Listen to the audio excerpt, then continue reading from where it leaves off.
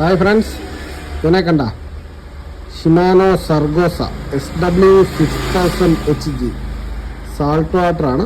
കണ്ട SW നമ്മുടെ താഴെ ഇത് കിടക്കുന്നത് ഫുൾ മെറ്റലാട്ടോ, ബോഡി ഫുള്ള് മെറ്റൽ വരുന്ന റീലാണ്. അപ്പോൾ ഇതിൻ്റെ അകം ഇൻസൈഡ് ഗിയറുകൾ കാര്യങ്ങളൊക്കെ കാണാത്തവർക്ക് നമ്മൾ ഇത് ഫുൾ ഒരു വീഡിയോ ചെയ്യാൻ പോവാം. വീഡിയോ ഇത് മുഴുവൻ ഇളക്കി ഇതിൻ്റെ ഗിയറും കാര്യങ്ങളും എല്ലാം കാണിച്ച് വാഷ് ചെയ്ത് നോർമൽ സർവീസാണ്, കംപ്ലൈൻ്റ് ഒന്നുമില്ല. നോർമൽ സർവീസ് ചെയ്യുന്നതിൻ്റെ ഒരു വീഡിയോ നമ്മൾ ചെയ്യുന്നുണ്ട്. അത് ഫുൾ വീഡിയോ യൂട്യൂബിൽ കാണും. ഇപ്പോൾ അതിൻ്റെ അത്യാവശ്യം ഗിയറും കാര്യങ്ങളൊക്കെ ഞാൻ ഇതിനകത്ത് കാണിച്ചു തരാം, കണ്ട് നോക്കാം.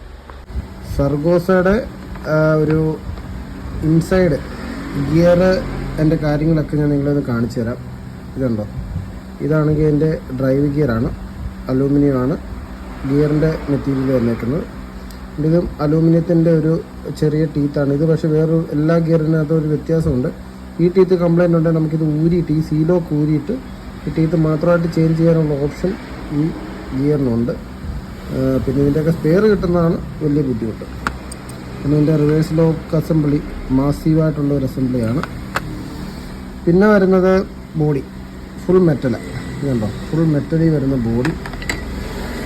അതേപോലെ നമ്മുടെ ഓക്സിലറി ഗിയർ നല്ല സ്ട്രോങ് ഗിയർ അതിനകത്ത് ബ്രാസിൻ്റെ ബുഷ് വരുന്ന ടൈപ്പ് ഇതാണ്. ഇതിനൊക്കെ ഒരു പൊസിഷനുണ്ട്.